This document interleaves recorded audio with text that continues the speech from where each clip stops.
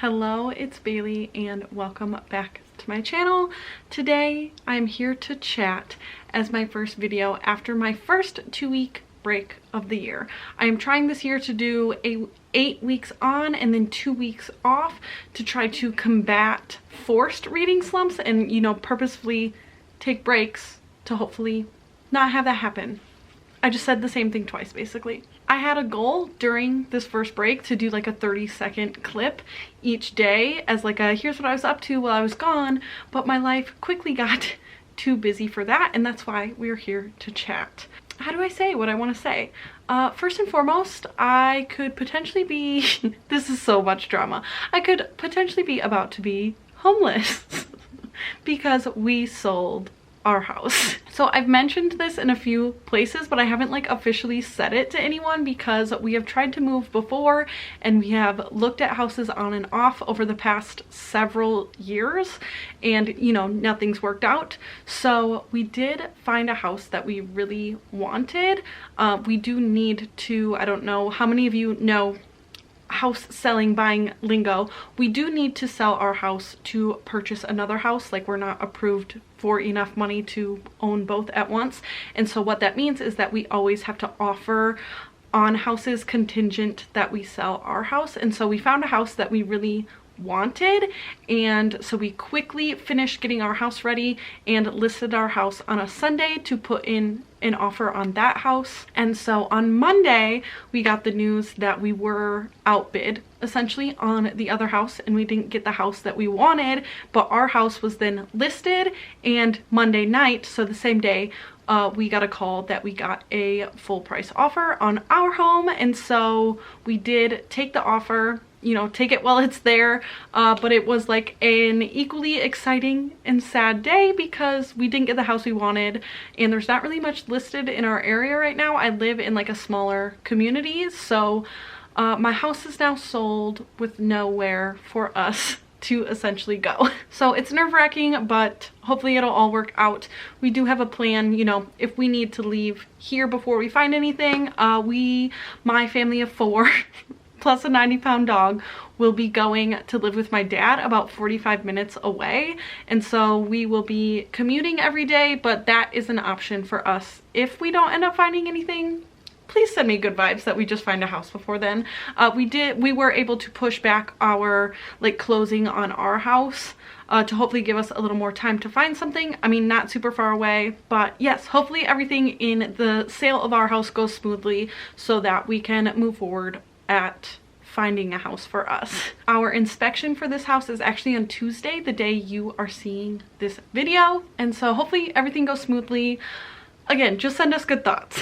So my life is a little hectic right now, but that's what we're up to. I was actually very happy that this all fell while I was already taking that break. But yeah, that's where I'm sitting right now. And while I was on break, Martine from Just Martine did tag me in a tag.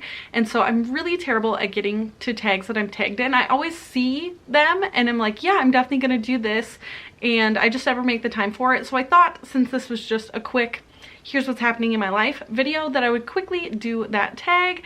And the tag she tagged me in is the Girl Scout cookie book tag. And so I'm just gonna, you know, talk about some books via Girl Scout cookies right now for you.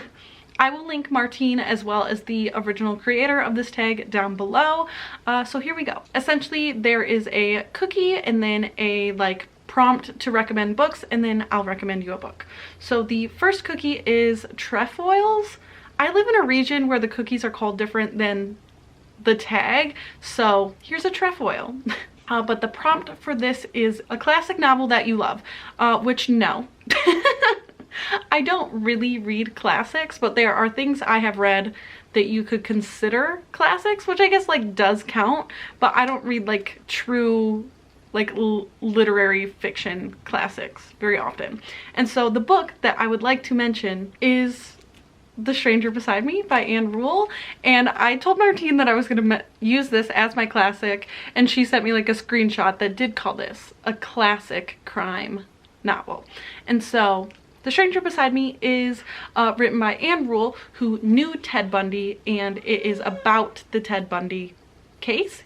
He was a prolific serial killer, so Teddy. The next cookie are lemon ups, and the prompt for this is a book you find inspiring. And actually my first two books are both nonfiction.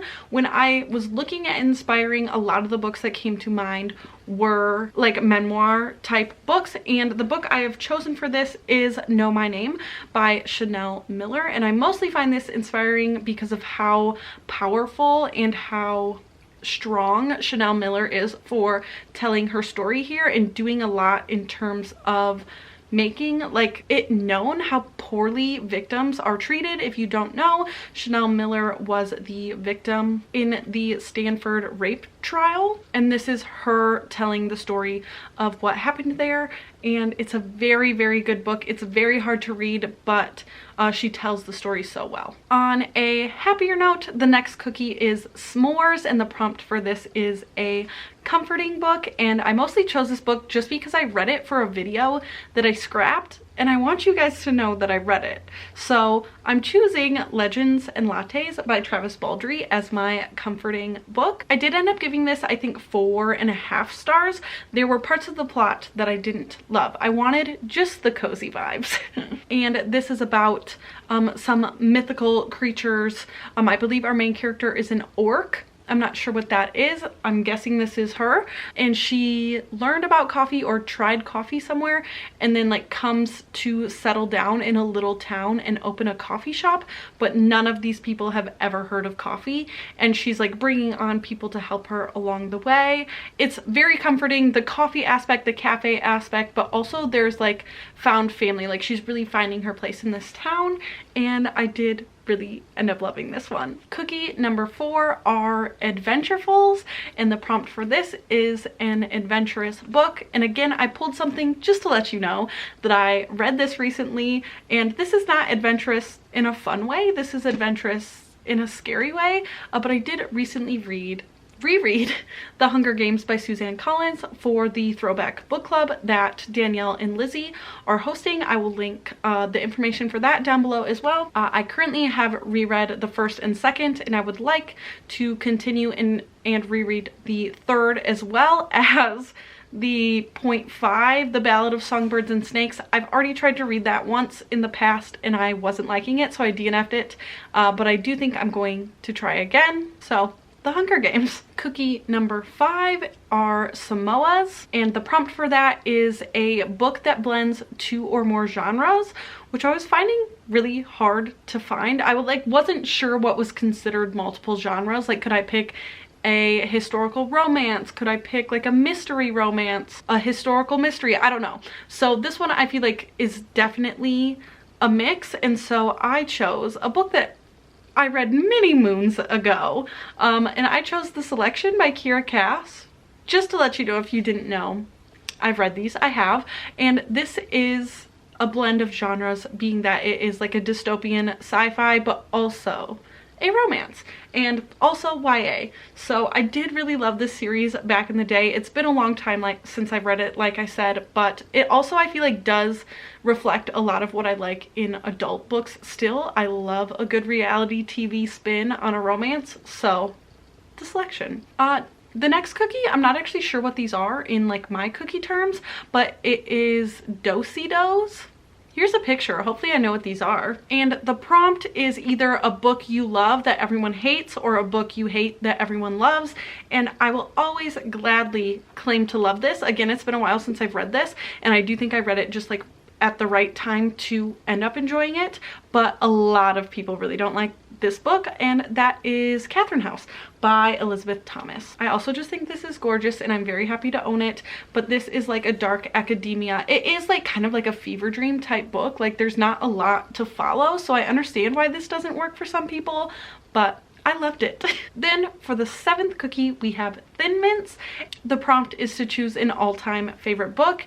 And again, I picked a favorite book that I just recently acquired, but that I read quite a few years ago. And I feel like I do talk about this book quite often, but I've never had it to hold up and show you.